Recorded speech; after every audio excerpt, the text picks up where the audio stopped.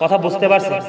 সে এত বেশি নেক আমল করেছে, এত বেশি তাকওয়া খোদাভীতি তার ছিনাই ছিল, তার ইন্তেকালের পরে তার জানাজায় ৭০,০০০ ফেরেশতা অংশগ্রহণ করেছে।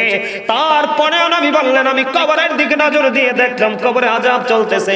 এবার নবী গো, ইয়া রাসূলুল্লাহ, কেন গো বারবার বলছেন কবরের আযাব চলতেছে? আমার নবী বলেছেন, সে প্রস্রাব করার পরে ভালো করে পবিত্র হতো না। নাউজুবিল্লাহ বলেন না কেন?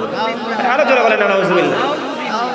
আপনি আমি এতদিন যে স্টাইলে পানি খরচ করেছেন, আজকে আর পানি খরচ করবেন না। ওই সময়তে যেভাবে পানি খরচ করেছেন, সময় পানি খরচ না করে একটু হাঁটাহাঁটি করে দেখবেন আপনার লুঙ্গি প্রস্রাব করে ভিজে গেছে।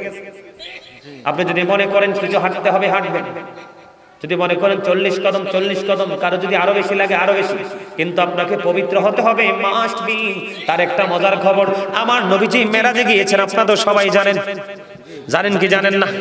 বন্ধুরে আমার নবী মেরাজে যখন গেলেন, জান্নাতে কদম দিলেন। জান্নাতে কদম দিয়ে আমার নবীজি দেখতে পাইলেন জান্নাতের মধ্যে একটা পবিত্র কদমের ছাপ দেখা যায়। নবী বললেন, ব্যাপার কি? আমার নবী মেরাজে গিয়ে জান্নাত দেখলেন। জান্নাতে যাওয়ার পরে দেখলেন কদম বিভিন্ন রাওয়ায়াতে বিভিন্ন রকম এসেছে। একটা রাওয়ায়াতে পেয়েছি বন্ধু কদমের নবীজি ছাপ দেখেছেন, আরেকটা রাওয়ায়াতে এসেছে নবীজি কদমের শব্দ শুনতে পেয়েছেন। বন্ধুরে আমার নবী বললেন, আশ্চর্য হয়ে গেছেন, কদমের ছাপ কেন? আমার নবীজি মেরাজ থেকে ফিরে আসলেন। আয়েশা বন্ধু, আমার নবীজি হযরতে বেলালকে ডাকলেন। বেলালকে ডেকে ডেকে বললেন, বেলাল রে, একটুখানি বলো না তোমার জীবনে কি এমন আমল তুমি করেছো? বেলাল, আমি জান্নাতে কদম দিয়ে দেখতে পাইলাম, আমি কদমটার দিকে নজর দিয়ে চাইয়া দেখলাম এই কদম কার রে।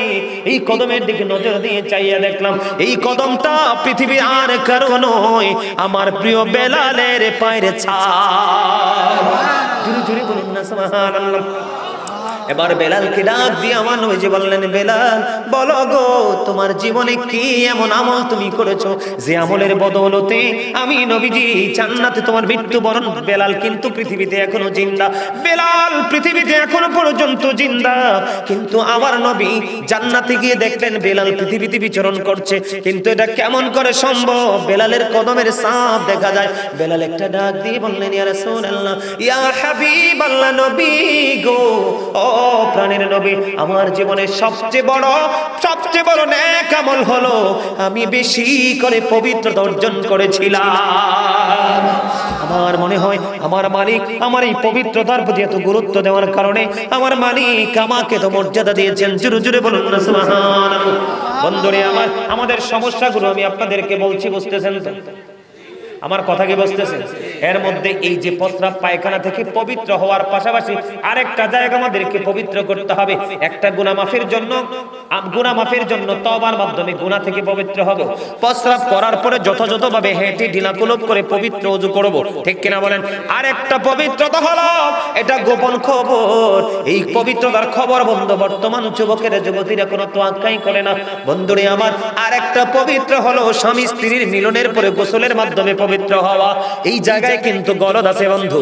হযরতে আব্বাস রাদিয়াল্লাহু তাআলা আনহুর জামানায় এক ব্যক্তি যখন ইন্তেকাল করলো, ইন্তেকাল করার পরে বন্ধু পৃথিবীর নিয়ম অনুযায়ী, ইসলামের বিধান অনুযায়ী তাকে গোসল করালেন। গোসল কমপ্লিট করার পরে তাকে কবরে দাফন করলেন। কবরে নিয়ে গেলেন, তাকে কবরে নিয়ে যাওয়ার যখন লাশটা কবরের মধ্যে নামাইলো, তখন চাইয়া দেখলেন তার কবরের মধ্যে একটা জানোয়ার এসে হাজির হয়ে যায়। আওয়াজ তুলে বলেন না নাউজুবিল্লাহ। এখন যারা তার লাশটা কবরের মধ্যে নামাইলো, তারা চিন্তা করতেছেন এটা আমরা মানুষ হিসাবে, ইমানদার হিসাবে সম্ভব নয়। বন্ধুরে এই কবরটা তার অবশিষ্ট রেখে আরেকটা কবর খনন করলেন। আরেকটা কবর খনন করার পরে আগের নিয়মে আবার তার কবরের মধ্যে তার লাশটা দাফন করার জন্য নামানো হলো। নামানোর পরে আবার চাইয়া দেখলো বন্ধু আবারও কুদরতি ভাবে দাফনের সময় জানোয়ার এসে হাজির হয়ে গেল। রহস্য গেরা এই উদ্ঘাটন কে করবে রে? এই পরিবেশের উদ্ঘাটন। বন্ধুরে তারপরে তারা আরেকটা কবর খনন করলেন। অনেক লম্বা ঘটনা। আরেকটা কবর খনন করার পরে আবার যখন তাকে দাফন করার জন্য কবরে নামানো হলো, এবারও চাইয়া দেখলেন তার কবরের মধ্যে অদৃশ্যভাবে এক জানোয়ার এসে বিড়ালের মতো হাজির। জোরে জোরে বলেন না নাউজুবিল্লাহ। বন্ধুরে আমার, জানোয়ার যখন হাজির হয়ে গেল, এবার উপস্থিত সবাই বলতেছে কিছুই বুঝতেছি না রে, কি করব? তাদের জামানায় সবচেয়ে বড় বুজুর্গ লোক হলো, তাই সেই তৎকালীন সময় হযরতে আব্বাস রাদিয়াল্লাহু তাআলা আনহু, আব্বাস রাদিয়াল্লাহু তাআলা আনহুকে যখন খবর দেওয়া হলো, উনি ছুটে চলে আসলেন ওই কবরের পর। তখন তিনি বিস্তারিত সব ঘটনা জানলেন, জানার পরে বললেন বিকল্প আর কোনো ব্যবস্থা নেই, জানোয়ার সহ তাকে দাফন করো। দাফনের কাজ সম্পূর্ণ করে দৌড়ে চলে গেলেন বন্ধু তার আপন স্বজন কে পৃথিবীতে বেঁচে আছে জানার জন্য।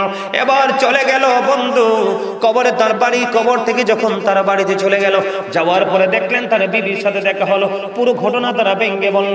বলার পরে বিবি একটা ডাক দিয়ে বলল, আমি আমার স্বামীর জীবনে সবচেয়ে বড় নোংরা একটা কাজ দেখেছি।